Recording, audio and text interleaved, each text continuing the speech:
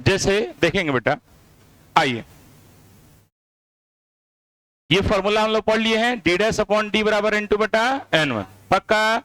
इसी पर बेस्ड आइए न्यूमेरिकल आपको दिखाते हैं। कहता है क्या,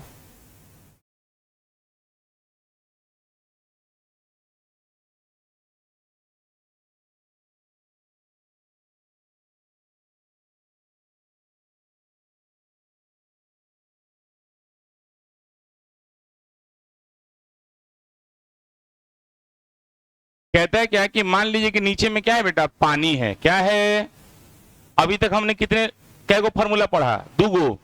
एगो स्नेल्स का नियम, N1 साइन आई बराबर N2 साइन आर। कौन सा, N1 साइन आई बराबर N2 साइन आर। और दूसरा डी डैश अपॉन डी बराबर N2 बटा N1, पक्का। एक फॉर्मूला हमने क्या पढ़ा, N1 साइन आई बराबर N2 साइन आर, या इसी को लिख सकते हैं साइन आई बटा साइन आर बराबर N2 बटा N1, शाबाश। और वाला फॉर्मूला, दूसरा फॉर्मूला क्या पढ़ा, डी डैश अपॉन डी बराबर N2 बटा N1। यहां पर डी डैश क्या है, काल्पनिक गहराई जो हमको वास्तव में दिखाई देती है, और डी क्या है, उसकी वास्तविक गहराई। N2 और N1 वही है, दोनों माध्यमों का अपवर्तनांक होता है। चलिए मान लो बेटा कि नीचे में पानी है, क्या है बेटा, पानी में कौन रहेगा, मछली। तो एक मछली हम यहां पर बना लेते हैं।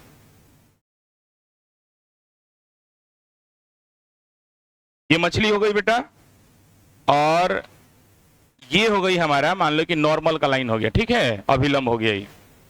और एक ऑब्जर्वर है यहां पर जिसको हम प्रेक्षक बोलेंगे, क्या बोलेंगे बेटा, प्रेक्षक। ये हो गया हमारा OBSER ऑब्जर्वर, जिसको हम लोग हिंदी में क्या बोलते हैं, प्रेक्षक, ठीक है। अब मान लो कि मछली की वास्तविक गहराई ये होगी बेटा, और मान लो कि ये 24 सेंटीमीटर है। कितना सेंटीमीटर, मछली कितनी गहराई पर है, 24 सेंटीमीटर गहराई पर है। और यहां से ऑब्जर्वर, अब कई पनिया में घुसा के रखते हैं मुंह, तो पनिया से ऊपर रखे हुए हैं, तो पानी से कितना ऊपर है ऑब्जर्वर, मान लीजिए 36 सेंटीमीटर। कितना सेंटीमीटर, 36 सेंटीमीटर की हाइट पर हमारा क्या है बेटा, ऑब्जर्वर है ना। ऑब्जर्वर हो गया प्रेक्षक। अब क्वेश्चन आपसे कहेगा कि जब ऑब्जर्वर इस मछली को देखेगा तो मछली का इमेज, मतलब मछली का प्रतिबिंब कहां पर दिखाई देगी, यही आपसे पूछ रहा है कि अगर ये वाला मीडियम हमारा क्या है, वाटर, मतलब पानी है, और ये वाला मीडियम हमारा क्या है, एयर है, हवा है। तो आपको याद होना चाहिए कि पानी है तो पानी का अपवर्तनांक, रिफ्रैक्टिव इंडेक्स हमको याद होता है, याद है। वाटर का रिफ्रैक्टिव इंडेक्स कितना होता है, 4/3। कितना होगा बेटा, मुंह से बोल, पानी का अपवर्तनांक कितना होगा, 4/3। और हवा का अपवर्तनांक कितना होता है, 1, पक्का। चलो तो क्वेश्चन लिख, क्वेश्चन, फाइंड द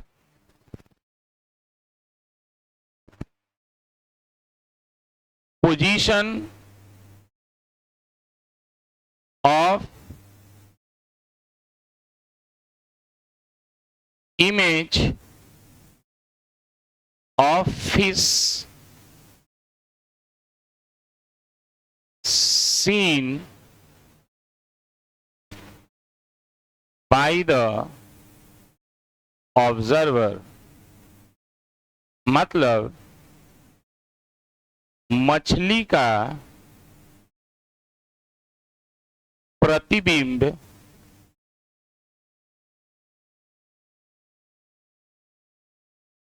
प्रेक्षक को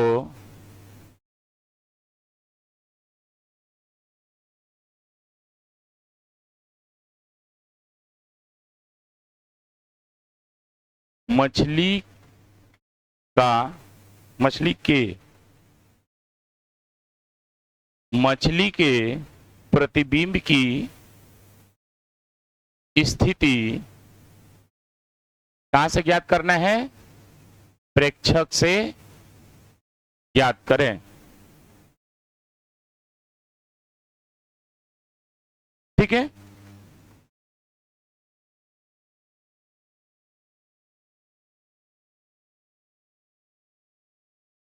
डायग्राम बना ले।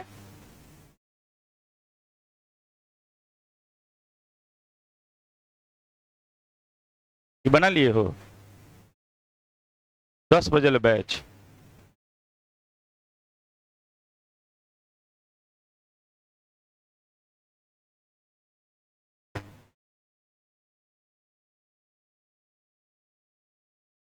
तो सकते है में लोग था बड़ा कभी का है?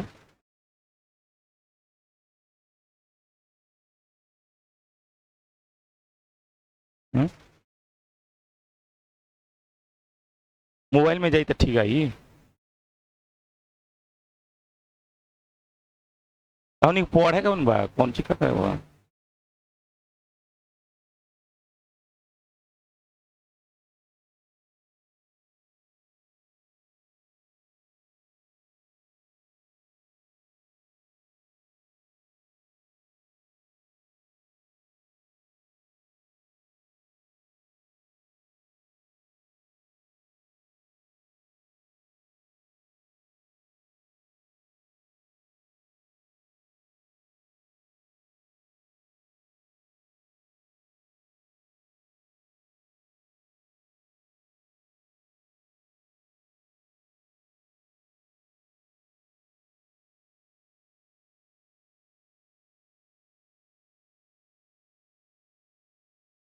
तू छठ मनाव तो लगाओ हैं? कहाँ रहो?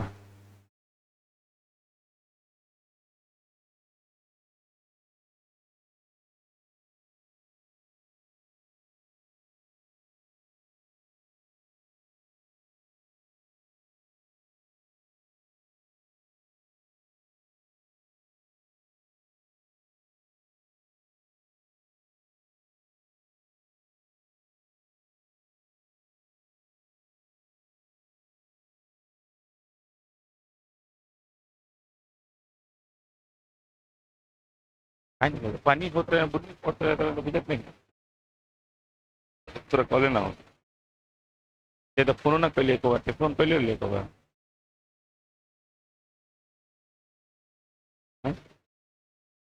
और बाबूजी फोन कर लेंगे। ये नहीं कहा कि हम बिजी हो गए नहीं।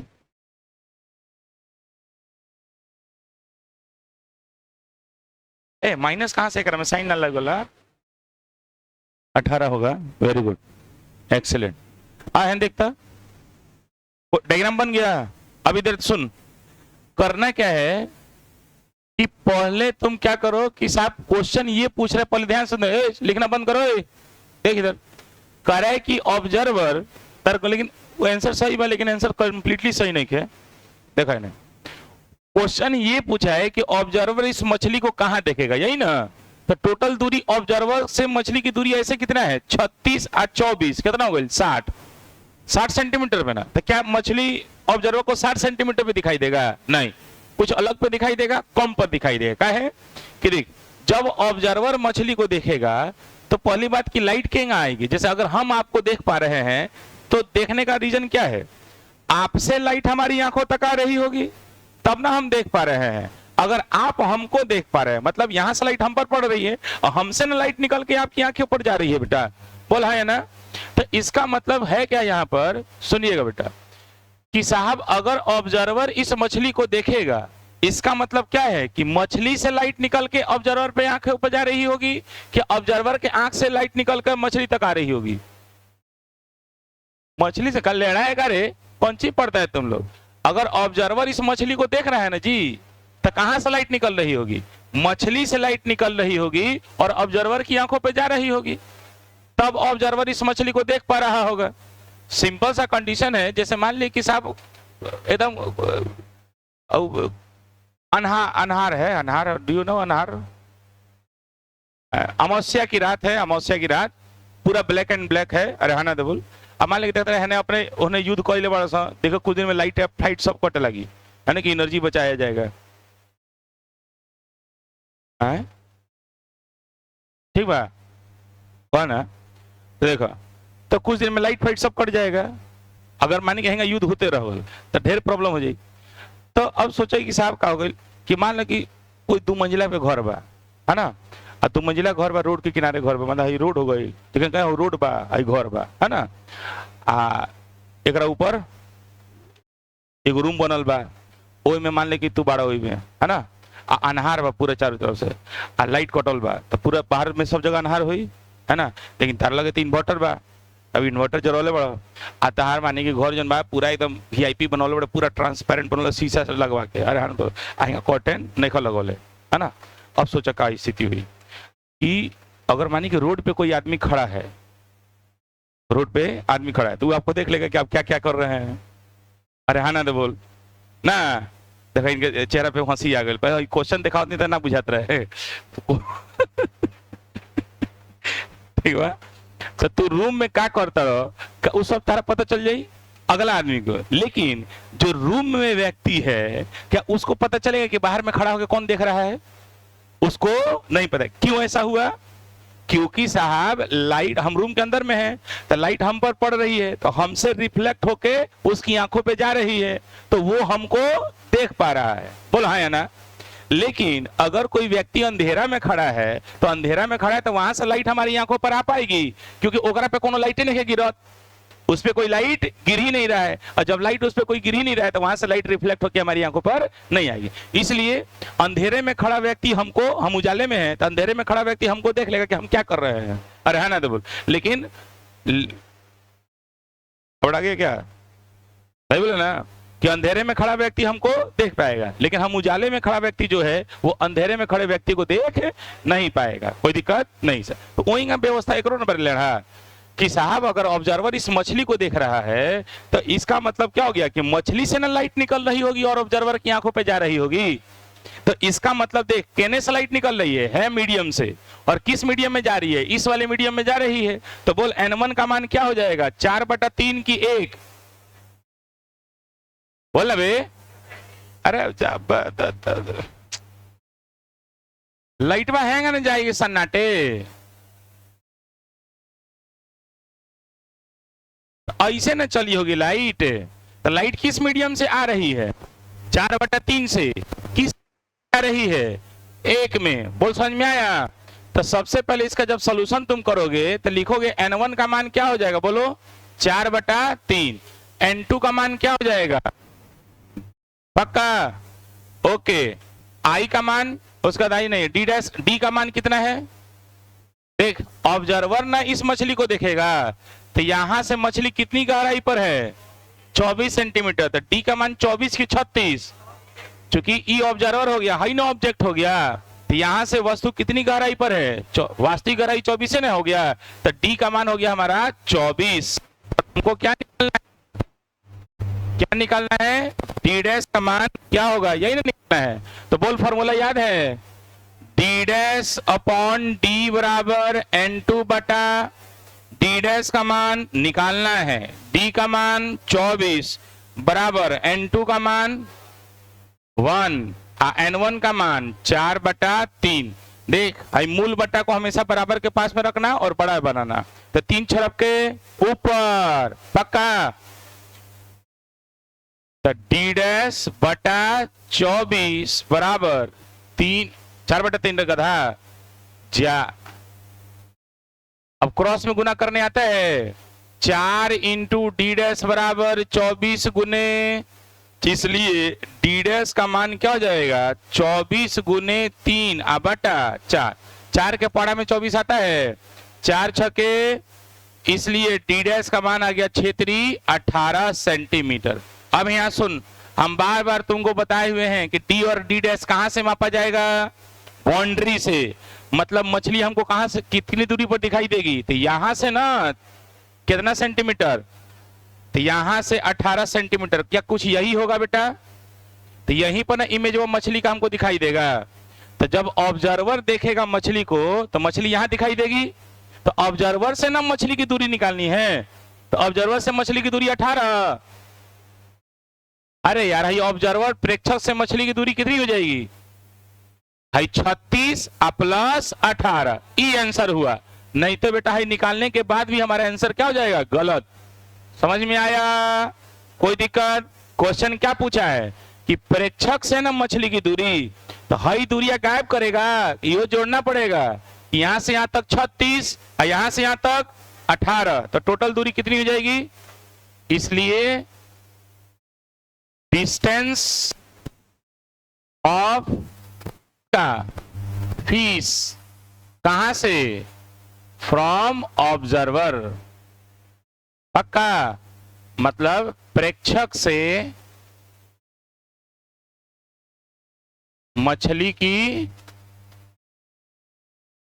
दूरी कुल कितना होगा? ऊपर में कितना था? 36 प्लस 18, तो 18 दूनी 36, 18 तिहाई 54 सेंटीमीटर। बोल समझ में आए तुम लोग को? मार जीरोक्स।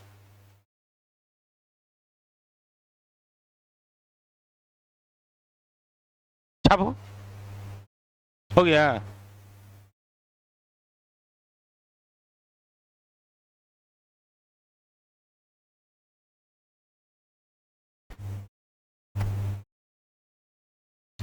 अच्छा ही बताओ, खाली मछली देख, ऑब्जर्व मछली को देख पाएगा? मछली ऑब्जर्वर को देख पाएगा? नहीं। काहे? कि मछली के पास आंख थोड़े होता है। तो जिस प्रकार से ऑब्जर्वर के पास आंख होता है तो मछली को देख पाएगा। तो मछलियों तो ऊपर में देख रखा ही देता, आगे शिकारी हमार ना, तो तू पकड़ जो।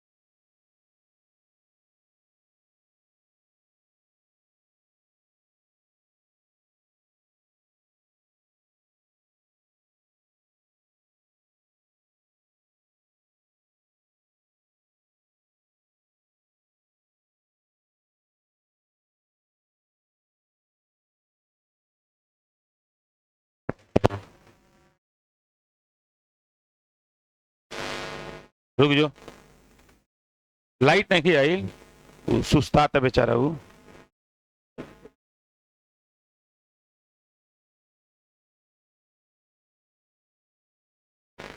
गर्मी होता है।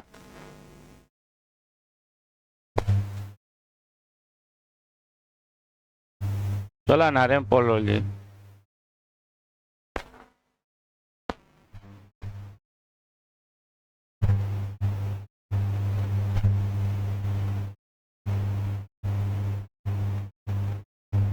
हाँ? व्यवस्था बा अपन खिसिया जाला को एक हमारा पे इतना लोड दे दल बड़ा कहेंगे तो इनसे कोई कहते कि ना काले टेस्ट बा तो खिसिया जो सो पाक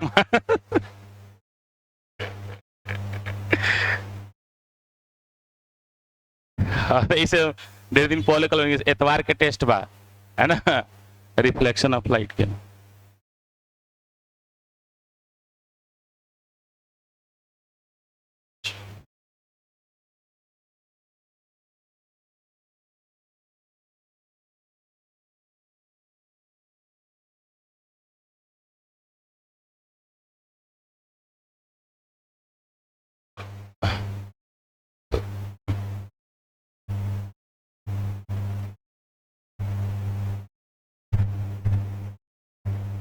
ना पैसा लोग वाले भी नहीं करा मैं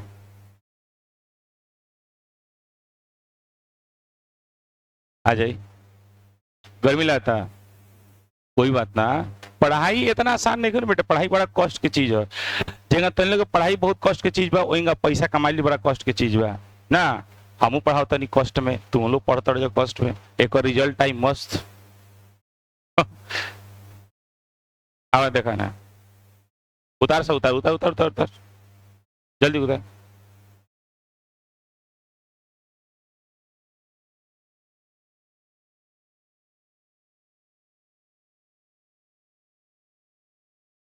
हाँ हो जाता है लोग तेजस्वी अब इसके बाद हो गया तो आप अपने से बनाइए देखो है देख रहे अभी कौन देख रहा था ऑब्जर्वर देख रहा था मछली को पक्का अगला क्वेश्चन तुम बनाओ कि जब मछली देखेगा ऑब्जर्वर को तो ऑब्जर्वर कितनी दूरी पर दिखाई देगा है सुन पहले सुन जब मछली देखेगा ऑब्जर्वर को क्या मछली भी देख सकता है ऑब्जर्वर को क्या कि एक रो लगे आंख में बेटा तो इहो देखी अरे है ना तो बोल तो कितनी दूरी पर ऑब्जर्वर को देखेगा तो सुन डी का मान कौन होगा 24 की 36 समझ में आ गया कि यहां से ऑब्जर्वर कितनी गहराई पर है तो 36 सेंटीमीटर की दूरी पर है पक्का डी डैश का मान निकालना होगा तो मछली से उसकी दूरी निकाल सकते हो निकल जाएगा नहीं निकल जाएगा अच्छा इसमें N1 का मान कौन होगा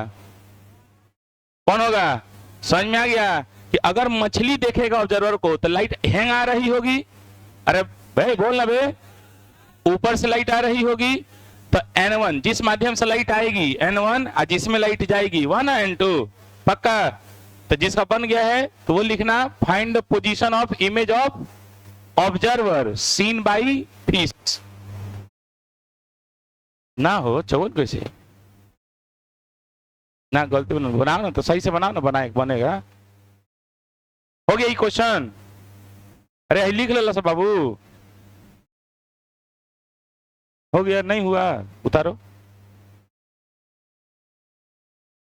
हाँ मुंह से रुक जा लिख ले उधर सब लोग को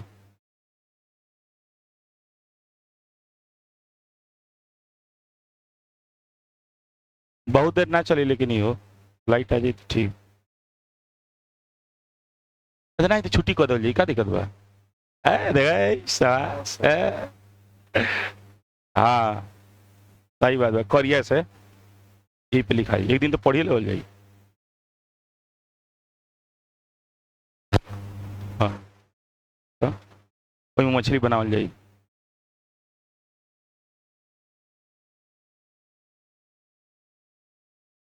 हो गया बेटा आप लोग का चलिए नेक्स्ट है लिखे हाँ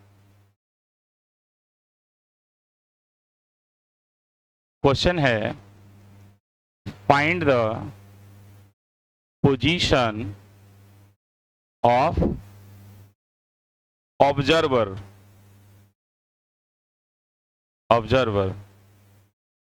फ्रॉम fish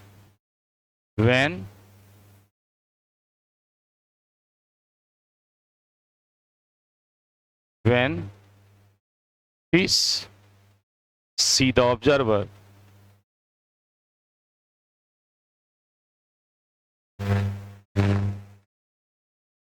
कह रहा है क्या जब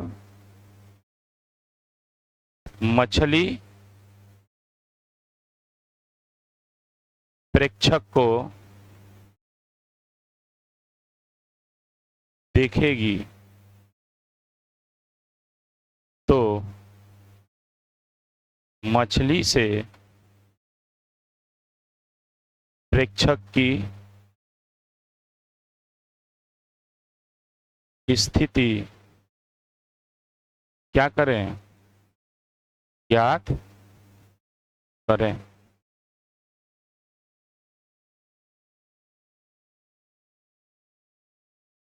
हो जाएगा, क्वेश्चन वही है, डायग्राम वही हो जाएगा, नीचे मछली ऊपर में ऑब्जर्वर। डी डैश का मान कितना आया, 48 आया ना, तो 36 से ज्यादा आया। क्यों ज्यादा आया अभी बता देंगे।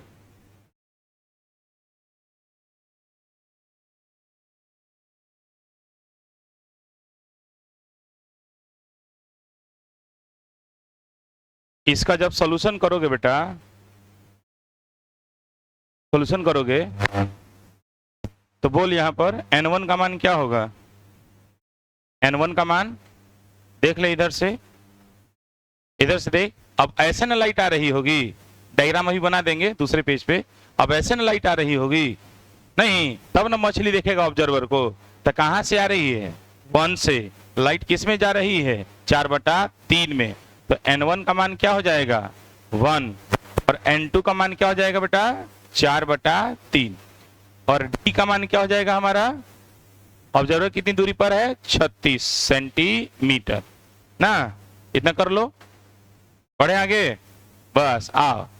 तो फॉर्मूला क्या था, डी डैश अपॉन डी, बोला मुंह से, बराबर n2/n1।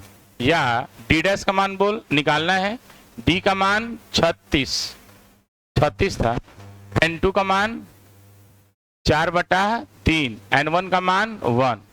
क्रॉस में गुना कर दिया जाए तो 3 गुने डी डैश बराबर 4 गुने 36, या डी डैश बराबर कितना जाएगा, 4 गुने 36/3। लाइट आगे का चला, पंखा चला। लाइट कटी तो अपने पिक पिक आई, ठीक बा। 12 चौके 48 सेंटीमीटर। अब क्या ये 48 सेंटीमीटर हमारा आंसर, नहीं सर। हुआ क्या होगा है ना, देख बॉबी, रहने देख, डायग्राम से समझ। तुम लोग को डायग्राम बनाने की कोई खास आवश्यकता नहीं, लेकिन विद्यार्थी हमको तो समझना ना है, तो समझना है तो है ना, समझना है। काहे 48 सेंटीमीटर पर आया, अभी हम आपको दिखाएंगे।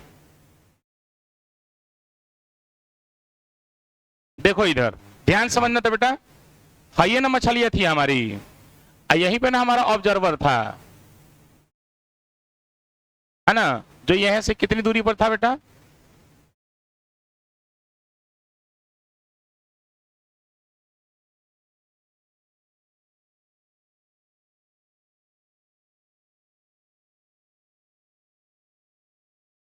है ना, ये कितनी दूरी पर था बेटा, 36।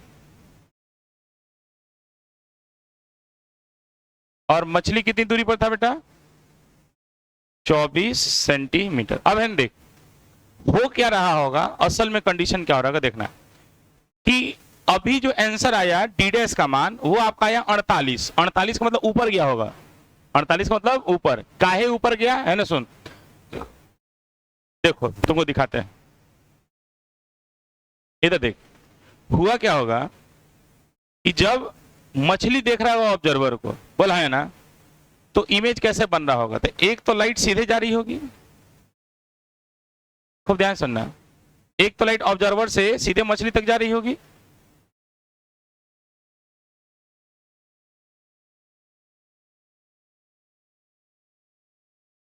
ऐसे ऐसे जा रही होगी। और इमेज बनाने के लिए, प्रतिबिंब बनाने के लिए क्या रे चाहिए, 2।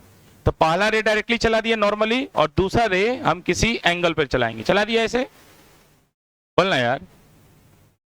अब ये लाइट ऐसे चली, अब जहां पर आई क्या वहां पर अभिलंब बना लिया जाए। अब तुम बताना ये लाइट कहां से आ रही है, हाई मीडियम कौन सा होगा, हवा, रेयरर हो गया, हाई हो गया डेंसर, और हाई विरल माध्यम, हाई सघन माध्यम। तो जब भी प्रकाश विरल माध्यम से सघन माध्यम में जाती है तो क्या अपने अभिलंब की ओर मुड़ जाती है। तो देख असल में ये लाइट जानी कैसे चाह रही थी बेटा, ऐसे सीधे, ऐसे सीधे जानी चाह रही थी, लेकिन अब ये क्या करेगी, अपने अभिलंब की ओर मुड़ जाएगी। तो अभिलंब की ओर मुड़ेगी कैसे, तो ध्यान से देखना, आपको नहीं बनाना, आपको खाली समझना है। अब ऐसे ना चली जाएगी अभिलंब की ओर, एक एक रिफ्रैक्टेड रे ये, एक अपवर्तित किरण ये, और दूसरा अपवर्तित किरण ये। अब ये अपवर्तित किरण देखो तो कहां से गुजरती हुई नजर आ रही है, हमारे तो निकल ना रही है। देखो इसको पीछे खींचेंगे अगर,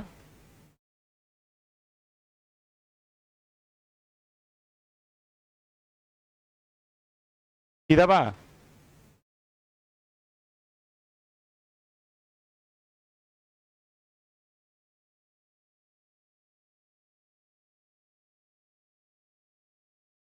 समझ में आया आपको।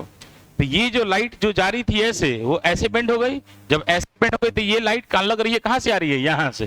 तो जब मछली देखेगा ऑब्जर्वर को तो मछली रिलैक्स हो जाता है, ऑब्जर्वर बड़ा दूर पर है ना, उनको आने में टाइम लगेगा, नहीं आया। तो इसलिए ये जो दूरी निकली, ये हमारी कितनी निकली बेटा, यहां से 48 सेंटीमीटर। वो क्यों आया, क्योंकि लाइट हमारा रेयरर से कहां जा रहा था, डेंसर में, विरल माध्यम से सघन माध्यम में जा रहा था, इसलिए ऑब्जर्वर इस मछली को कहां दिखाई देगा, दूर दिखाई देगा।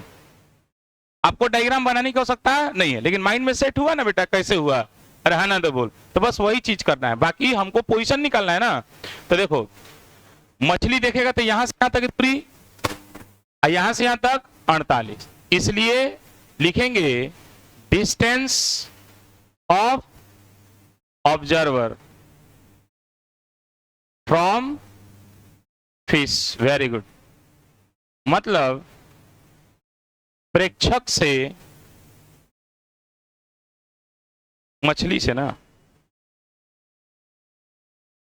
मछली से किसकी दूरी बेटा, प्रेक्षक की दूरी कितना हो जाएगा, तो 48 प्लस 24 कितना हो गए, 72 सेंटीमीटर।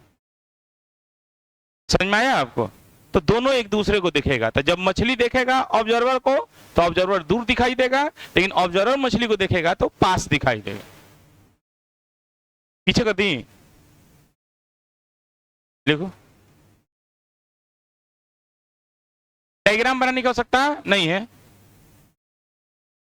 समझ में आ गया ना। डायग्राम नहीं बनाना है, मतलब समझने के लिए है।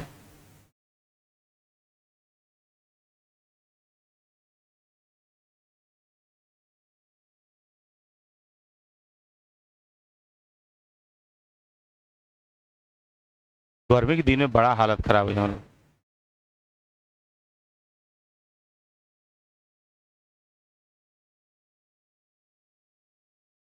हो गया बेटा, बाबू रे हो गया तुम लोग का, लिख लिए इतना, चलिए आगे लिखिए।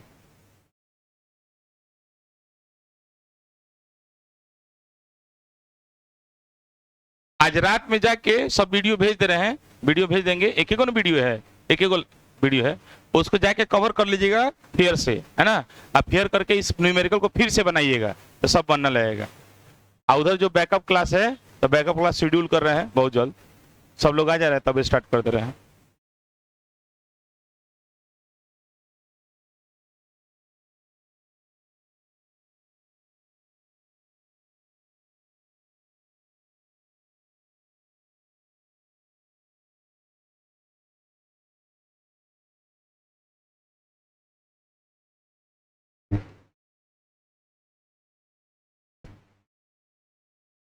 हाँ?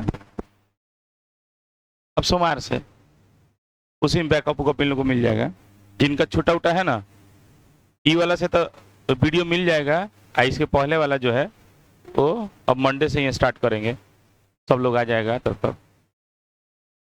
हाँ हाँ, ये तो अभी शुरुआत है, जो पहले परावर्तन छूट गया है तो उसको शुरू से स्टार्ट करेंगे ना। एगो 6:30 से बैच चलाएंगे, 6:30 से 7:30 लाइव ही कर देंगे।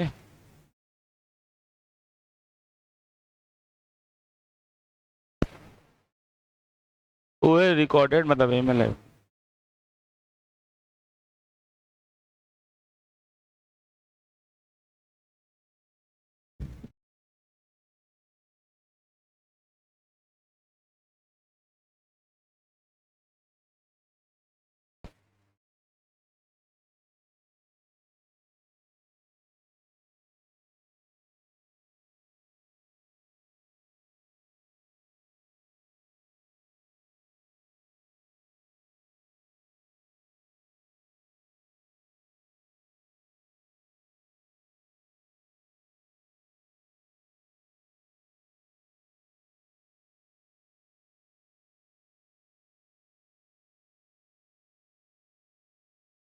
हो गया?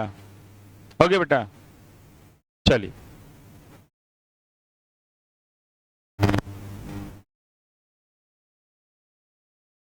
ये तो हो गया। आज हम लोग बात करने वाले हैं, जैसे भाई पानी है तो पानी का अपवर्तनांक होता है 4/3। हवा है, हवा का अपवर्तनांक कितना होता है? 1 होता है। और इसी शीशा का होगा, ग्लास का होगा, डायमंड का होगा, सबका अलग अलग होता है। तो इसी अपवर्तनांक के बारे में आप समझने वाले हैं कि अपवर्तनांक होता क्या है। ठीक है, आइए चलिए हेडिंग डालेंगे बेटा, क्वेश्चन टाइप से कर लीजिए।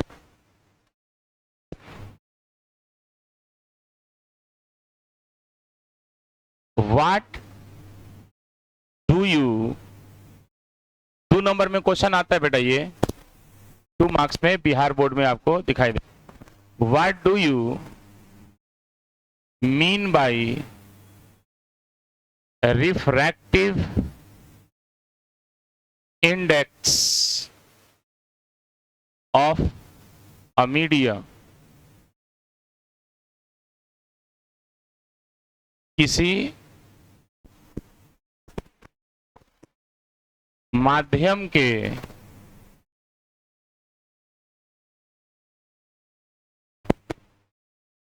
अपवर्तनांक से आप क्या समझते हैं?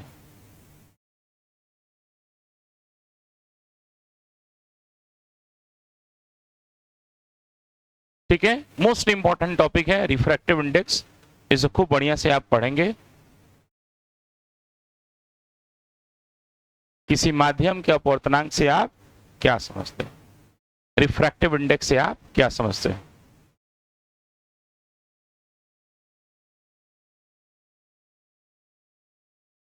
हो गया?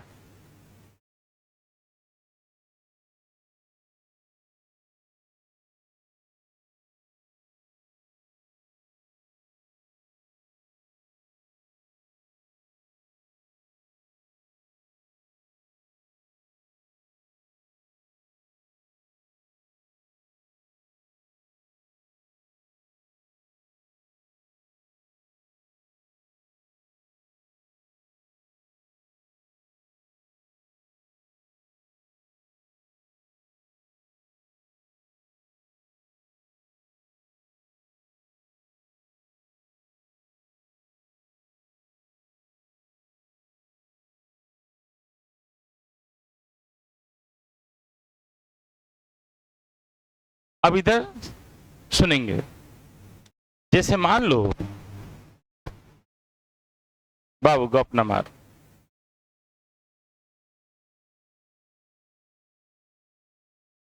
देखो ऊपर में क्या है? वैक्यूम, निर्वात। निर्वात का मतलब होता है जब कोई माध्यम ना हो। अब लाइट आ कहां से रही है? वैक्यूम से, निर्वात से आ रही है ना।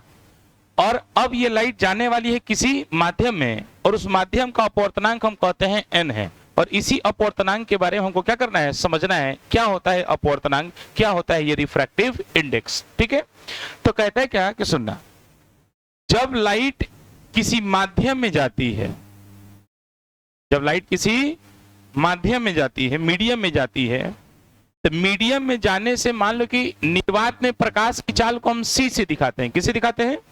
सी से। लेकिन जैसे ही लाइट किसी मीडियम में जाती है, माध्यम में जाती है, तो उसकी चाल क्या हो जाती है? परिवर्तित हो जाती है, चेंज हो जाती है। और उसकी स्पीड ऑफ लाइट कितनी बोलती है? cm। खूब ध्यान से समझना है इसको, कि जब भी प्रकाश निर्वात में या हवा में भी आप कह सकते हैं, तो हवा में प्रकाश की चाल या निर्वात में प्रकाश की चाल कितनी होती है? तो जो c का मान होता है, याद करना पड़ेगा, 3 × 10⁸ मीटर पर सेकेंड होती है बेटा। This is the speed of light in vacuum, है ना। और ये सबसे ज्यादा रफ्तार होता है, इससे ज्यादा रफ्तार नहीं होगी। और ये कब होता है? जब प्रकाश हमारा किस में चले बेटा? निर्वात में, वैक्यूम में चले, है ना। लेकिन जैसे ही लाइट जब किसी मीडियम में जाती है, माध्यम में जाती है, तो माध्यम में जाने से उसकी स्पीड हमेशा घटती है, कभी भी बढ़ती नहीं। तो उसका एक फॉर्मूला बनता है, speed of light in a medium, मतलब माध्यम प्रकाश की चाल क्या होगी, तो सीएम, सी मतलब प्रकाश की चाल, एम का मतलब हो गया मीडियम, मीडियम का मतलब क्या हो गया माध्यम। तो माध्यम में प्रकाश की चाल क्या होगी, तो माध्यम में प्रकाश की चाल क्या होती है कि जो निर्वात में प्रकाश की चाल होगी और जिस माध्यम में जा रही है, क्या उस मीडियम में जा रही है, तो उस माध्यम का अपना अपवर्तनांक होता है एन। तो साहब जो उसका अपवर्तनांक होता है उससे उसको क्या कर दिया जाता है, भाग दे दिया जाता है। और हम आपको कभी पढ़ाए होंगे कि देखो जैसे 10 है, कोई नंबर है, संख्या है, जब इसको किसी दूसरे संख्या से भाग देते हैं, क्या देते हैं बेटा, भाग। तो जैसे मानेंगे सी का मान 10 मान लो, एन का मान क्या मान लो 2, तो जब हम इस 10 को 2 से भाग देते हैं तो भाग देने का मतलब होता है कि यह जो मान है 10 वह 2 गुने से घटने वाली है। हम जितना से भाग दे रहे हैं ना बेटा, इसका मतलब क्या होता है, उतना गुना से घटेगी। जैसे 10 को अगर 2 से भाग देंगे तो कितना हो गया, 5 हो गया। इसका मतलब 10 कई गुने से घटी है, 2 गुने से घटी है, 5 गुने से घट गई रे, कितने गुने से घटी है, 2 गुने से घटी है। अगर हम किसी संख्या को अगर 3 से भाग देते हैं तो 3 से भाग देने का मतलब क्या हो गया कि यह संख्या 3 गुने से घटेगी। लेकिन अगर किसी संख्या में अगर हम 2 से गुना करते हैं, इसका मतलब यह संख्या जो है यह 2 गुने से बढ़ जाएगी। तो 10 गुने 2 क्या हो जाएगा, 20। अगर किसी संख्या में अगर हम 3 से गुना करते हैं, इसका मतलब यह 3 गुने से बढ़ेगी। तो 10 था, अब कितना हो जाएगा, 3 गुना क्या हो जाएगा, 30 हो जाएगा।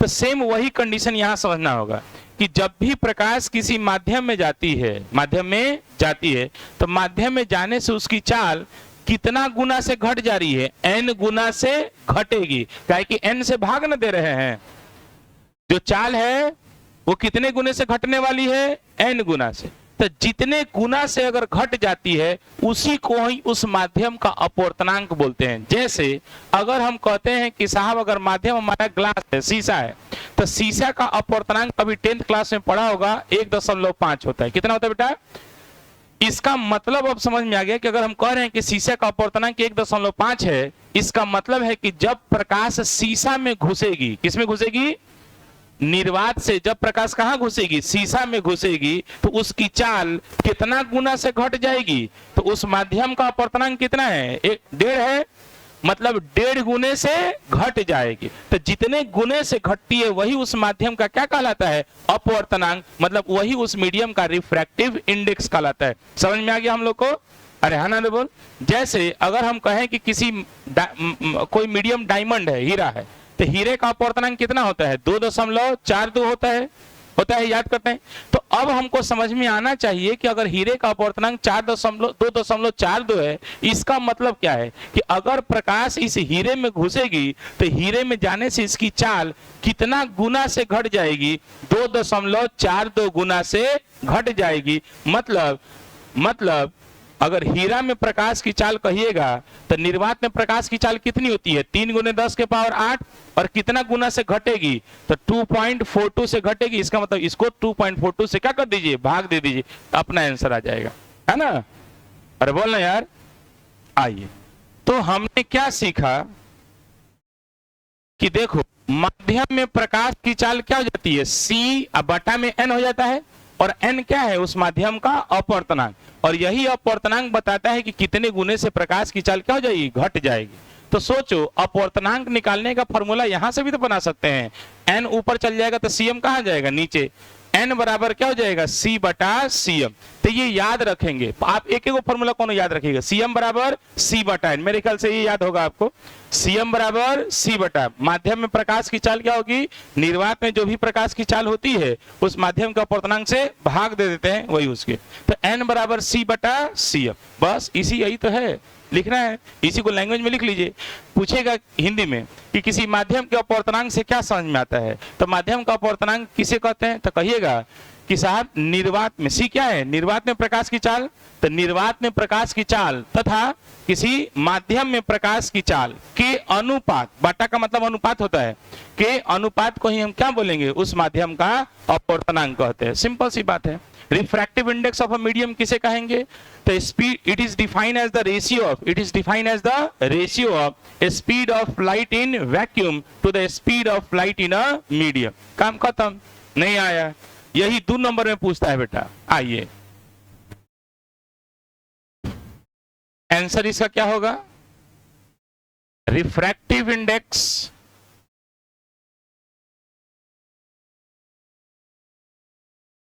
ऑफ, आई डायग्राम नहीं बनाइएगा, डायग्राम बनाने की कोई आवश्यकता नहीं है, वो हम समझाने के लिए बनाए। Refractive index of a medium is define as ratio of speed of light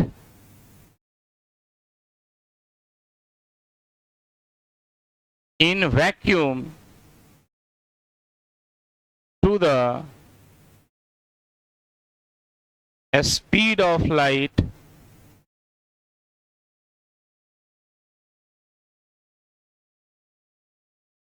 in a medium। मतलब निर्वात में प्रकाश की चाल, निर्वात में प्रकाश की चाल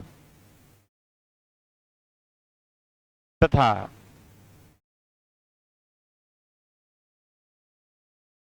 माध्यम में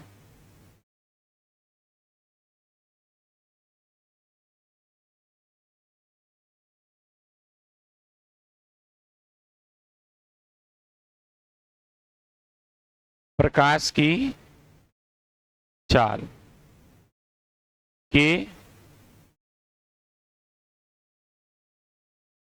अनुपात को, निर्वात में प्रकाश की चाल तथा माध्यम में प्रकाश की चाल के अनुपात को उस माध्यम का अपवर्तनांक कहते हैं। ठीक है, मतलब रिफ्रैक्टिव इंडेक्स बराबर होगा, ये सब लिखना होगा तब जाके 2 नंबर मिलेगा बेटा, है ना। Speed of light in vacuum to the speed of light in a medium।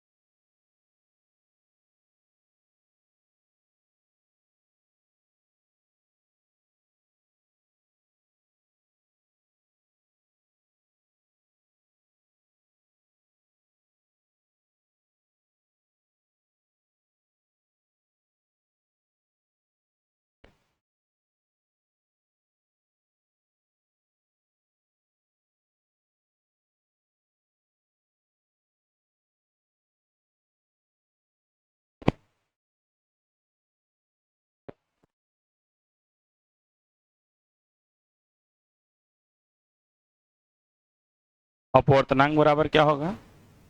निर्वात में प्रकाश की चाल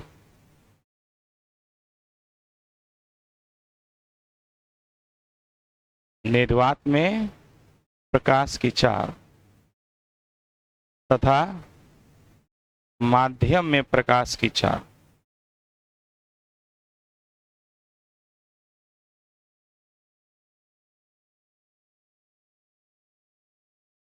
के अनुपात को ही हम लोग क्या बोलते हैं? रिफ्रैक्टिव इंडेक्स कहते हैं। ठीक है,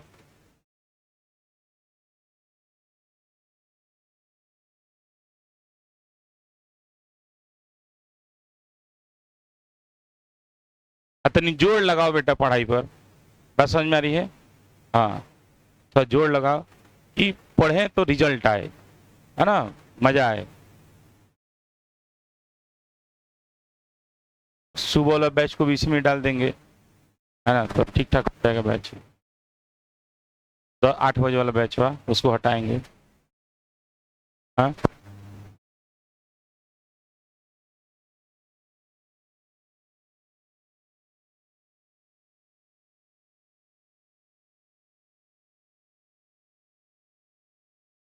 बैच तोड़ने में बड़ा दिक्कत हो जाता है, बच्चों को भी दिक्कत हो जाता है, अपने भी दिक्कत। लेकिन उन लोग हम पहले भी बोले हुए थे कि 8 से 10 बैच हम हटाएंगे।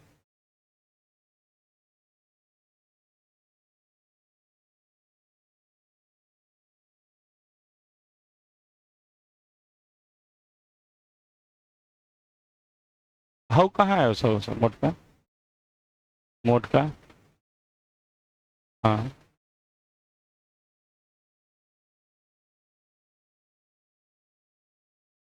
तुम्हारे साथ में एगो आया था कल।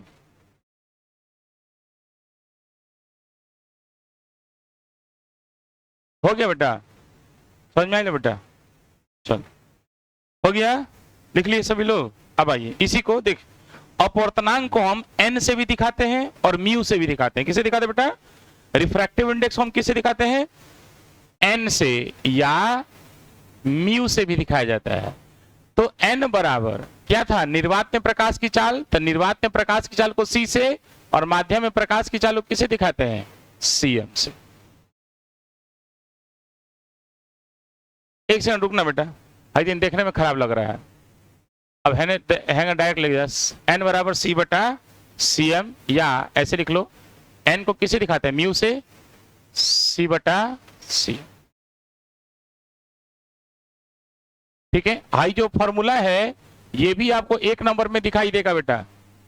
बस समझ में आ रही है? रिफ्रैक्टिव इंडेक्स का फॉर्मूला क्या होता है? c बटा cm, है ना? चलिए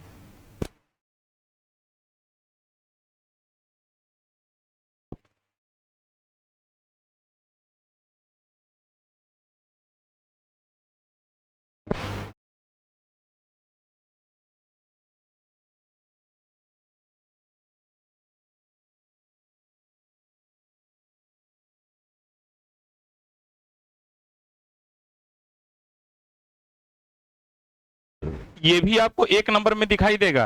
आपसे क्वेश्चन पूछेगा कि इनमें से कौन इकाई विहीन राशि है। ऐसे क्वेश्चन पूछेगा कि इनमें से कौन इकाई विहीन राशि है, मतलब इनमें से किसके पास अपना यूनिट नहीं होता है ना? तो देखिएगा रिफ्रैक्टिव इंडेक्स, सुन लिखना बंद करते बेटा, एक बार समझ कि जो हमारा रिफ्रैक्टिव इंडेक्स होता है, जो अपवर्तनांक होता है, इस अपवर्तनांक के पास अपना कोई इकाई नहीं होता है। क्यों? क्योंकि अगर हमको किसी का इकाई लिखना है तो इकाई लिखने के लिए इसका n का इकाई लिखना है, तो इसका फॉर्मूला याद होना चाहिए। तो याद हो गया फॉर्मूला, n बराबर c बटा cm। तो है ना, देख हाई क्या है? निर्वात में प्रकाश की चाल है, तो चाल का इकाई क्या होता है बेटा? मीटर प्रति सेकंड। ये क्या है? माध्यम में ना प्रकाश की चाल है, ये भी तो चाले है, तो इसको भी किससे मापेंगे? मीटर प्रति सेकंड। तो मीटर प्रति सेकंड से मीटर प्रति सेकंड हमारा क्या हो जाएगा? कट जाएगा, और जब कट जाएगा तो इसके पास कोई इकाई नहीं बचेगा, तो ये बन जाएगा बेटा यूनिट लेस। क्या बनेगा बेटा? यूनिट लेस, जिसको हम हिंदी में बोलते हैं इकाई विहीन।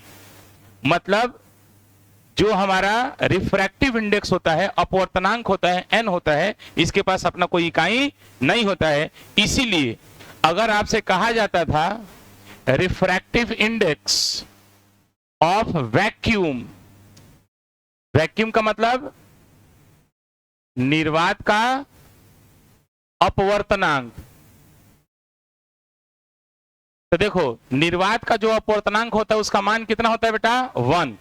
अब आप सुनिएगा लोग ना, आपसे कोई को पूछ दे कि वैक्यूम का रिफ्रैक्टिव इंडेक्स 1 होता है, क्यों होता है? तो सुनना, अब हमारा माध्यम ही हमारा क्या हो गया? निर्वात हो गया। माध्यम ही हमारा क्या हो गया? निर्वात में, निर्वात का रिफ्रैक्टिव इंडेक्स कितना होगा? तो सोचो n बराबर क्या हो जाता है? c बटा cm। और जो हमारा माध्यम हो गया यही हमारा क्या हो गया? वैक्यूम हो गया। क्या हो गया बेटा? और वैक्यूम में प्रकाश की चाल कितनी हो जाती है? c। तो देखो n बराबर क्या लिखेंगे? ये तो निर्वात में प्रकाश की चाल बटा माध्यम कौन सा है? निर्वात। तो निर्वात में प्रकाश की चाल क्या होती है? c। तो c से c कट जाएगा तो n का मान कितना हो जाएगा? 1। और इसके पास अपना कोई इकाई नहीं होगा। इसलिए हमेशा याद रखना कि जब कोई भी माध्यम ना हो, जब कोई भी माध्यम ना हो, तो माध्यम नहीं होगा तो उसका रिफ्रैक्टिव इंडेक्स कितना होगा? 1। पक्का? नेक्स्ट, अगर हम कहें कि रिफ्रैक्टिव इंडेक्स ऑफ एयर, हवा का अपवर्तनांक बोले या उसका निर्वात का बोले, है ना। रिफ्रैक्टिव इंडेक्स ऑफ एयर मतलब हवा का अपवर्तनांक।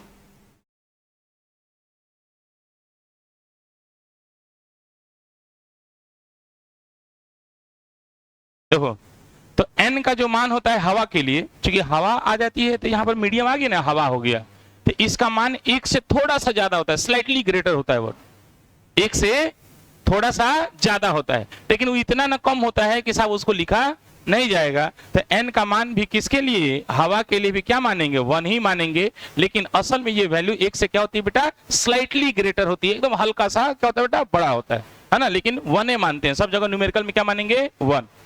नेक्स्ट इधर देखो पहले, रिफ्रैक्टिव इंडेक्स ऑफ वाटर, पानी का अपवर्तनांक, पानी का अपवर्तनांक, बोल तो पानी का अपवर्तनांक याद है आपको, कितना होता है बेटा, 4/3, है ना। इसी को हम लोग बोलते हैं 1.33, लेकिन यहां सुनना, 4/3 करेक्ट आंसर देगा, 1.33 इसमें एरर है, काहे कि 4 को 3 से एग्जैक्टली भाग नहीं दे सकते, भाग देंगे तो 1.3333 रेकरिंग में आते जाएगा, इसलिए प्रयास करेंगे कि इस वैल्यू को ना लिख के पानी के लिए 4/3 यूज करेंगे, कि 4/3 हमारा क्या है बेटा, एग्जैक्ट वैल्यू है। समझ में आ गई आपको बात। नेक्स्ट, अगर ऐसे ही अगर हम देखेंगे, रिफ्रैक्टिव इंडेक्स ऑफ ग्लास मतलब कांच का अपवर्तनांक,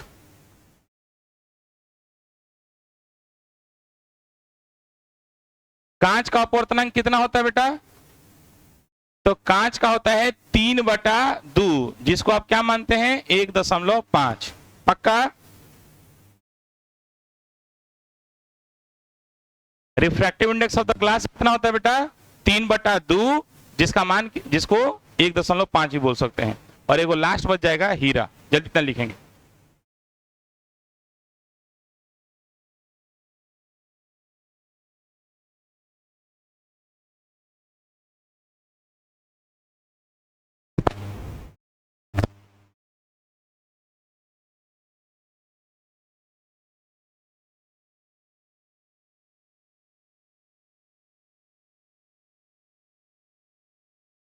लंबू अभी नहीं आया है,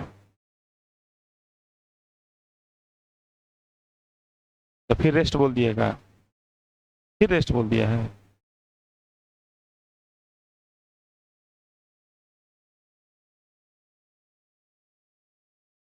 उसको बोला ना, बोले सर फोन से बात करने के लिए, वीडियो भेज देंगे तो कम से कम पढ़ेगा अपना, नहीं तो छूट जाएगा इतना ज्यादा कि बर्बाद हो जाएगा।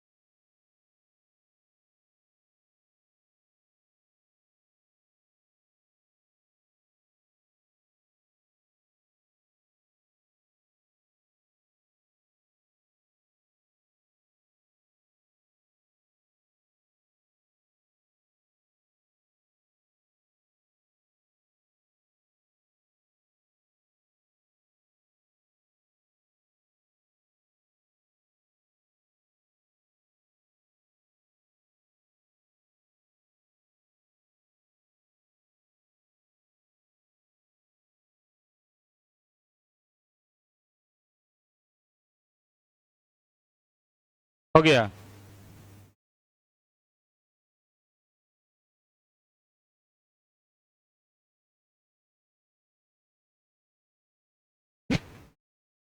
समझ में आ रहा है?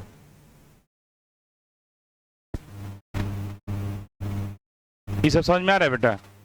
बस एगो लेक्चर है ना, वीडियो से कर लीजिएगा, फेयर कंप्लीट कर लीजिएगा, और कल से कॉपी फेयर वाले लेके आइएगा।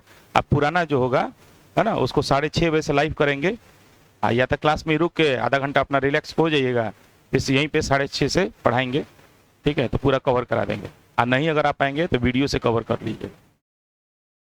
हो गया बेटा सब लोग का? अब एगो अंतिम लिख लीजिएगा। हो गया सब लोग का? एगो अंतिम लिख लीजिए, refractive index of diamond. Refractive index of diamond मतलब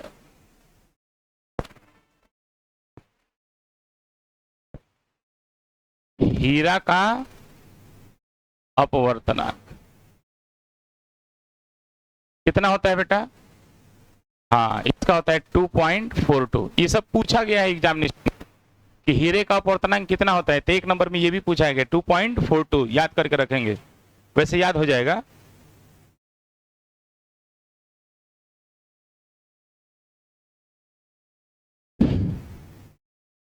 हो गया? चलिए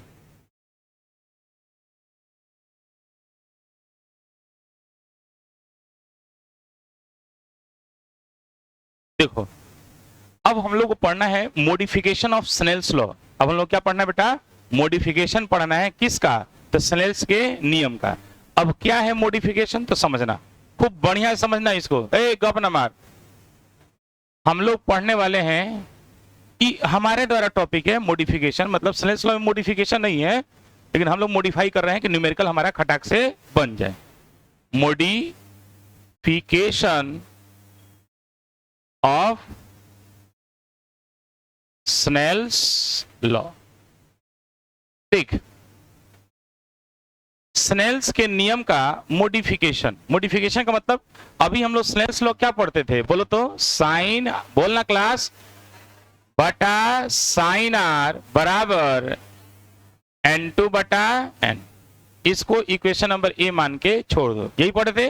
अभी इसी में और मॉडिफिकेशन किया जाएगा स्नेल्स लॉ, देखेंगे कितना अच्छे से आएगा। और वो मॉडिफिकेशन अगर हमको याद रहेगा तो दुनिया का कोई भी ऑब्जेक्टिव होगा रिफ्रैक्शन पर, और एक एक ऑब्जेक्टिव आपका बनेगा, चाहे 1 नंबर का हो चाहे 2 नंबर का हो।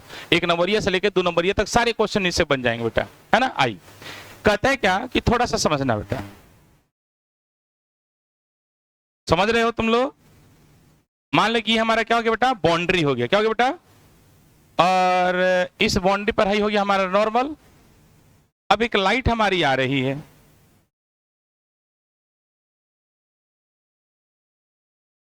आ रही है,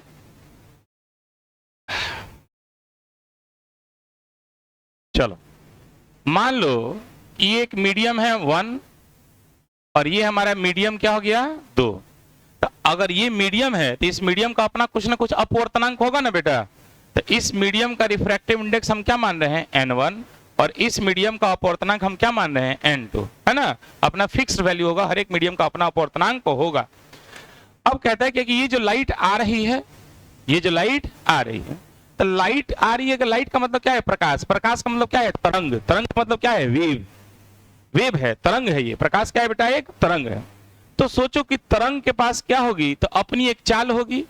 तो मान लो कि इस माध्यम में, ये माध्यम अलग है, ये माध्यम अलग है, इस माध्यम में इस प्रकाश की चाल हम क्या मान रहे हैं? c1। तो आप बताओ तो इस c1 का मान कितना होगा? बोलो तो, अगर अपवर्तनांक n1 दिया हुआ है तो c1 का मान क्या हो जाएगा? 1। कौन सी होगा बे? चाल 1 होता है। जब हम कह रहे हैं कि इस माध्यम का रिफ्रैक्टिव इंडेक्स n1 दिया हुआ है, इसका मतलब क्या समझ में आ रहा है कि इस मीडियम में स्पीड ऑफ लाइट कितने हो जाएगा? c बटा n1। जो उसका अपवर्तनांक दिया रहेगा तो चाल क्या होगी? उतने गुना से घट जाती है। क्या तुम लोग पढ़ रहे हो यार? अब 1 का मतलब कौन सी होता है? हम कह रहे हैं कि प्रकाश की चाल 1 हो जाएगी। 1 का मतलब क्या हो गया? 1 मीटर प्रति सेकेंड। अभी न पढ़ाएं, उतना देर से पढ़ाएं कि अगर किसी माध्यम का अपवर्तनांक दिया हुआ, मतलब उस माध्यम में प्रकाश की चाल कितने से घट जाएगी? n1 गुने से घट जाएगी। मतलब C1 का मान क्या हो जाएगा, C/N1। अभी ना पढ़े यार, speed of light in a medium क्या होगा, Cm बराबर क्या हो जाएगा, C/N होता है। खाली बकलोल नियत बैठे रहना है। चलिए, अब ये लाइट एक मीडियम से दूसरे मीडियम में जाएगी। अब जब लाइट एक मीडियम से दूसरे मीडियम जाएगी, इस मीडियम जाएगी, इस मीडियम का अपना अपवर्तनांक कितना है, N2, तो इसमें चाल अलग हो जाएगी। तो इसकी चाल को हम क्या मानते हैं, C2। क्या मानते हैं, C2। अब होगा क्या कि लाइट आती है तो हर एक लाइट का अपना एक वेवलेंथ होती है, तरंगदैर्घ्य होता है। तो मान लो कि ये लाइट आ रही है, इस लाइट की अपनी वेवलेंथ मतलब तरंगदैर्घ्य क्या मान रहे हैं, λ1। और जैसी ये लाइट एक मीडियम से जब दूसरे मीडियम में जाती है तो साहब प्रकाश की चाल तो बदल जाती है, चाल के साथ उसका तरंगदैर्घ्य जो होगा, वेवलेंथ जो होगा, वो भी हमारा क्या हो जाएगा, बदल जाएगा। तो इस मीडियम में प्रकाश का वेवलेंथ कितना है, λ1, और इस मीडियम में लाइट का वेवलेंथ तरंगदैर्घ्य कितना है, λ2। ठीक है, ऐसे ही हर एक लाइट की अपनी क्या होती है, फ्रीक्वेंसी भी होती है। तो इस मीडियम में उसकी फ्रीक्वेंसी क्या मान रहे हैं, μ1, और इस मीडियम में जब जाएगी तो उसकी फ्रीक्वेंसी क्या मानेंगे, μ2। अब आप हमको इतना बताओ, तुम ही बताओ कि जब प्रकाश एक माध्यम से दूसरे माध्यम में जाती है तो क्या उसकी कौन सी ऐसी चाल, क्या उसकी फ्रीक्वेंसी बदलती है कि नहीं बदलती है, बदलती है ना। गजब हाल। बैठो, पाड़ा भाई का देखें रिजल्ट कैसा आया है, अपना भी रिजल्ट उसी पाथ पर है। वो तो फेल पास हो गया, कम से कम 10-15 नंबर आया, कम आया रहता तो फेल कर गया रहता, सेकंड डिवीजन आ गया रहता है। प्रैक्टिकल में नंबर कितना है, 28 गो, और थ्योरी में कितना नंबर है, तो 26 गो, मतलब 30 कितना होला, 35 नंबर का ना ऑब्जेक्टिव होता है जी। मतलब सही से साला हम ऑब्जेक्टिव नहीं कर सकते हैं। थ्योरी तो छोड़िए, थ्योरी हटाइए, अगर हम ऑब्जेक्टिव भी सही करेंगे तो 35 गो ऑब्जेक्टिव होगा। तो अगर हमको प्रैक्टिकल में मिल जाए अगर 28 नंबर, ऑब्जेक्टिव अगर हम खाली ऑब्जेक्टिव पे पढ़ के जाएं तो 35 नंबर, तो कितना हो गया, 28 है 5, 8 5 13 के 3 हाथ में आइल 1, 3 2 5 1 6, 63 नंबर तो साला इंगा होता है, 63 नंबर इंगा होता है। अब लड़का लोग के कितना होता है, 28 नंबर प्रैक्टिकल में और 26 नंबर थ्योरी में। 8 6 14 के 4 हाथ में ले, 2 2 4 1 5, आवता नंबर कितना है, 54 को। ये तो कंडीशन है, यही कंडीशन है कि जब लाइट एक, कितना चिल्ला चिल्ला बोला है कि साहब हम गुलाब का फूल बताए थे कि साहब कलर चेंज क्यों नहीं होता है, मीडियम बदलने से कलर क्यों नहीं बदलता है, क्यों, क्योंकि कलर निर्भर करता है फ्रीक्वेंसी पर, और फ्रीक्वेंसी किस पर निर्भर करता है, सोर्स पर। जब तक सोर्स अपनी फ्रीक्वेंसी बदलेगी तब तक साहब लाइट अपनी फ्रीक्वेंसी नहीं बदल पाएगी। अब हम कैसे बताएं, एक छोटा सा चीज तुमको नहीं याद हो रहा है, हम खाली अगर ये बोल दिए होते कि बेटा लाइट जब एक माध्यम से दूसरे माध्यम जाती है तो उसकी फ्रीक्वेंसी नहीं बदलती है, हम इतना कह के चल गए होंगे तो एक बात है। लेकिन इस चीज को समझाने के लिए हम कितना समझाएं कि साहब फ्रीक्वेंसी किस पर निर्भर करेगा, सोर्स पर, और सोर्स की फ्रीक्वेंसी अगर बदलना है, जैसे लाइट की फ्रीक्वेंसी बदलना है तो ऐसे बोले थे कि सूरज देवता के कान में जाने के बाद फूकना पड़ेगा, कहना पड़ेगा ये देवता अपन फ्रीक्वेंसियां बदल जाओ, तब ना फ्रीक्वेंसी बदले। कैसे समझाए थे हम आपको, इतना समझाने के बाद भी आपका रिजल्ट कौन सी है, 0।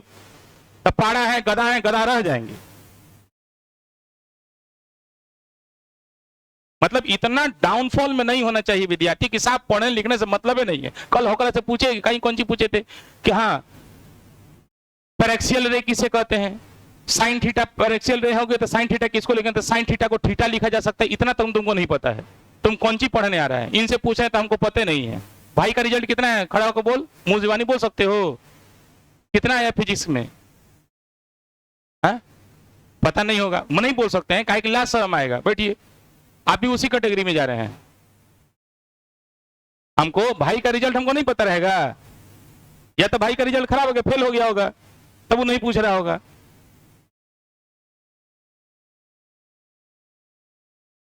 इस बार का रिजल्ट सबसे बढ़िया है। कभी कभी होता क्या कि लड़का नहीं हो पढ़ता था तब वो गेस्ट पेपर पढ़ लेता, एथी आ जाता था। इस बार क्वेश्चन नहीं लड़ा था गेस्ट पेपर का, गेस्ट पेपर से क्वेश्चन नहीं था, क्वेश्चन एकदम आसान आसान सा क्वेश्चन दे दिया था, लोग लगाए थे भाई हाँ फलना ठिकाना सब लगवाए थे, कुछ नहीं आया। एकदम आसान आसान सा क्वेश्चन पूछ दिया गया था। अब आसान तो तुमको यही नहीं पता है कि साहब अभी वो कौन सी बोल रहे हैं, प्रकाश एक माध्यम से दूसरे माध्यम जाती है, आवृत्ति बदलती कि नहीं बदलती? इतना आसान सा क्वेश्चन तुमको पढ़ा दिया गया, तुमको तो साल भर बाद लिखना है, तुमको 1 महीना बाद पूछा जा रहा है, 10 दिन बाद पूछा जा रहा है, तब तुमको पता नहीं है, तुम साल भर बाद लिख पाओगे? तुम अपने आप के सोचो, काहे के लिए यहां पर बैठे हुए, काहे के लिए पढ़ रहे हो यहां पर? मोटिव क्या है तुम्हारा? खाली क्लास आना, वो भी 10 दिन के बाद, 10 दिन पे एक बार आ जाना है?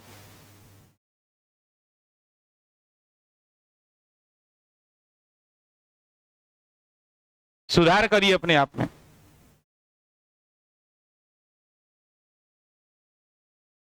लाइट जब एक मीडियम से दूसरे मीडियम में जाती है तो कभी भी उसकी फ्रीक्वेंसी, उसकी आवृत्ति नहीं बदलती है।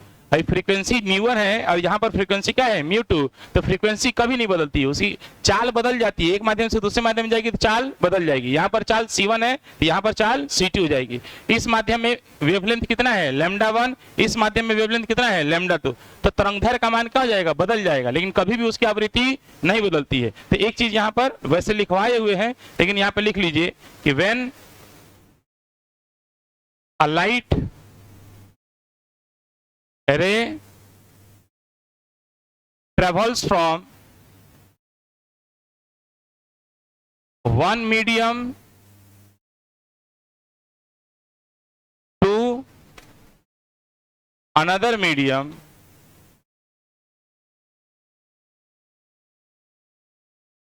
then its frequency remain same. मतलब जब प्रकाश एक माध्यम से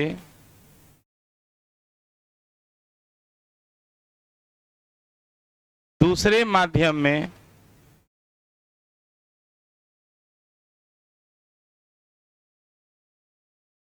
प्रवेश करती है तो उसकी आवृत्ति नहीं बदलती है।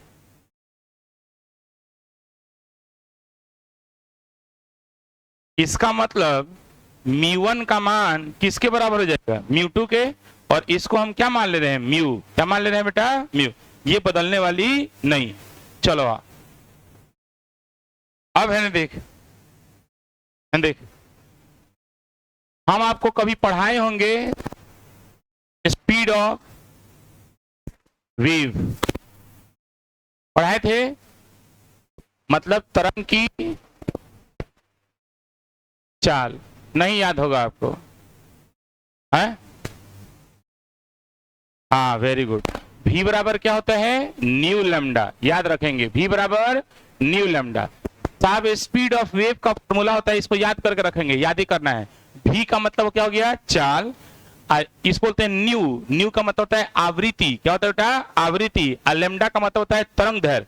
जैसे नहीं कहते हैं कि इधर से उधर लाल रंग का तरंगदैर्घ्य सबसे ज्यादा होता है, बैंगनी रंग का तरंगदैर्घ्य सबसे कम होता है, वही तरंगदैर्घ्य यहाँ पर है। उसको तरंगदैर्घ्य को किससे दिखाते हैं? लैम्डा से।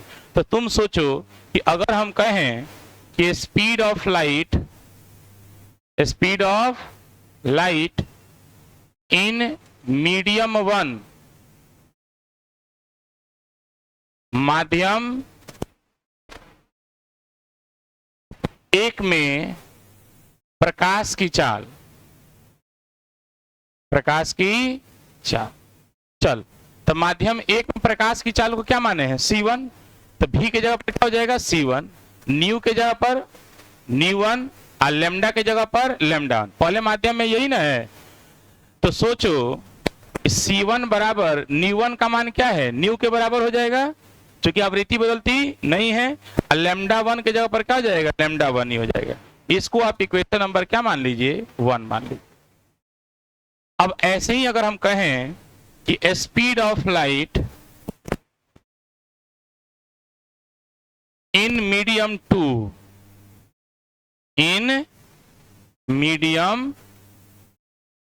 2, मतलब माध्यम 2 में प्रकाश की चाल।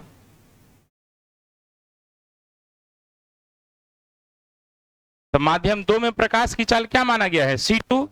तो C बराबर V बराबर न्यू इंटू लैम्डा, तो C2 बराबर न्यू2 आई इंटू लैम्डा2। और हम जानते हैं कि न्यू2 का मान किसके बराबर होगा, न्यू ए का ना बराबर होगा, और लैम्डा2 हमारा क्या हो जाएगा, लैम्डा2 हो जाएगा। इसको हम इक्वेशन नंबर क्या मान लें, 2। अब हम क्या करेंगे, समीकरण 1 में भाग देंगे समीकरण 2 से। ठीक है, समीकरण 1 हो गया, इस समीकरण 2। जैसे v बराबर न्यू लैम्डा, तो पहले वाले मीडियम में न्यू1 इंटू लैम्डा1, दूसरे मीडियम में न्यू2 इंटू लैम्डा2। यहां तक एकदम समझ में आ गया। अब इनको अनुपात मतलब भाग देंगे, तो बराबर के बाद बराबर के इधर वाले को एक साथ और बराबर के इधर वाले को एक साथ लिखेंगे। तो C1 बटा C2 बराबर न्यू इंटू लैम्डा1 बटा न्यू इंटू लैम्डा2। क्या न्यू से न्यू मर गया बेटा, देख आ गया बेटा आपका C1 बटा C2 बराबर आ गया लैम्डा1 बटा लैम्डा2। मोस्ट इंपॉर्टेंट रिलेशन है, इसको इक्वेशन नंबर क्या मानेंगे, B। उधर A माना हुआ है, इसको A माने हुए हैं, है ना। अब आइए, तो एक तो रिलेशन आ गया C1 बटा C2 बराबर लैम्डा1 बटा लैम्डा2। मतलब होगा क्या, कहेगा कि इस माध्यम में वेवलेंथ इतना है, इस माध्यम में वेवलेंथ इतना है, तरंगदैर्घ्य इतना है, और इस माध्यम में प्रकाश दिया रहेगा, तो इस माध्यम में प्रकाश की चाल पूछेगा क्या होगा, है ना। तो 3 गो चीज दिया रहेगा, चौथा चीज निकालने के लिए दिया कहेगा आपको, तो ये वाला फॉर्मूला यूज करेंगे, अपने आप आ जाएगा। नेक्स्ट अभी रुकिएगा, थोड़ा सा और देखेंगे बेटा। कहता है क्या कि speed of light in medium 1, मतलब माध्यम 1 में प्रकाश की चाल अपवर्तनांक के रूप में सोचो, तो C1 बराबर क्या हो जाएगा, C बटा उस माध्यम का, पहले वाले माध्यम का अपवर्तनांक कितना है, N1। तो C1 बराबर क्या हो जाएगा, C बटा N1। ये भी हो सकता है बेटा, इसको इक्वेशन नंबर क्या मानेंगे, 3। ऐसे ही हम कहें कि माध्यम 2 में प्रकाश की चाल क्या होगी, speed of light in medium 2।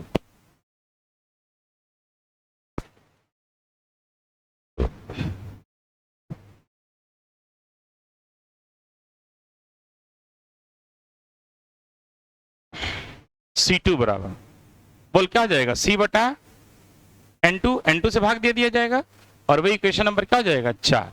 अब हम क्या करेंगे, समीकरण 3 में समीकरण 4 को क्या करेंगे, भाग देंगे, तो क्या आ जाएगा, C1 बटा C2 बराबर, अब बराबर के इधर वालों के एक साथ C बटा N1 बटा C बटा N2। भाई मूल बटा हमेशा बराबर के बगल में रहेगा, बड़ा सा रखेगा मूल बटा। अब यहां से N1 कहां जाएगा, नीचे, N2 कहां चल जाएगा, ऊपर, और C से C क्या हो जाएगा, कट जाएगा। या C1 बटा C2 बोल, N2 कहां चल जाएगा, ऊपर, बटा N1, और C से C क्या हो जाएगा, कट जाएगा। तो एक रिलेशन आपका ये आ गया, रिलेशन नंबर C। 3 गो रिलेशन लाए, C1 बटा C2 किसके बराबर है, N2 बटा N1। अब कहता है now from equation A, B and C। अब देख स्नेल्स लॉ क्या आ गया, साइन आई बटा साइन आर किसके बराबर था, N2 बटा N1। N2 बटा N1 किसके बराबर है, C1 बटा C2, और C1 बटा C2 किसके बराबर है, λ1 बटा λ2। किसके बराबर हो गया, λ1 बटा λ2। ये है असल स्नेल्स लॉ। अब इसके बाद दुनिया का कोई भी न्यूमेरिकल अगर बनाएंगे तो हम आपको एकदम समराइज करके लेते आए हैं कि साहब कैसा भी क्वेश्चन होगा, put the value get the answer. कि साहब अगर मान लो क्वेश्चन ऐसे कहेगा कि एक माध्यम दिया हुआ है, उसमें प्रकाश की चाल क्या है, C1, दूसरे माध्यम में प्रकाश की चाल C2, तो माध्यम दिया हुआ तो उसका अपवर्तनांक भी दिया हुआ होगा, तो हमको किसके बीच में रिलेशन निकालना होगा, इसके इन दोनों के बीच में रिलेशन लगाना होगा। अगर कहेगा कि माध्यम एक है, उसमें प्रकाश की चाल C1 का मान दिया रहेगा, उसमें प्रकाश की चाल इतनी है, और इसमें उस माध्यम में वेवलेंथ इतनी है, जब प्रकाश दूसरे माध्यम में जाती है उसमें प्रकाश की चाल इतनी हो जाती है, तो बताओ उस कंडीशन में उसका तरंगदैर्घ्य कितना होगा। तो C1 पता रहेगा, C2 पता रहेगा, लैम्डा 1 पता रहेगा, तो लैम्डा 2 का मान क्या करना होगा, निकालना होगा। तो कोई भी 3 को चीज दे देगा, चौथा चीज निकालना होगा। समझ में आ गया मेरी बात? तो ये जो रिलेशन है सबसे बेहतरीन रिलेशन है, इससे इसके बाद कोई रिलेशन नहीं बनता। इसके बाद एक रिलेशन और आएगा, इसी में आगे एक और बढ़ेगा, है ना। जब हम क्रिटिकल एंगल वगैरह पढ़ेंगे तब जाके एक और बढ़ेगा इसमें, है ना, क्रिटिकल एंगल के फॉर्म में। तो ये आपका द बेस्ट हो गया। इसको याद करने का हम सिंपल सा तरीका आपको बता दे रहे हैं, सुनना। कहता है क्या कि साहब एक चीज याद रखें, जैसे हम लोग को पता रहता है कि धोखा कौन देता है, धोखा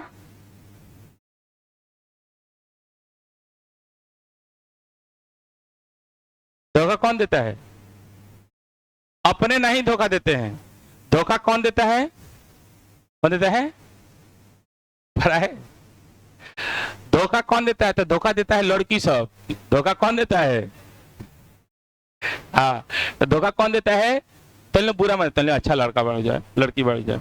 तो धोखा कौन देता है, तो जनरली लड़की सब धोखा देती है।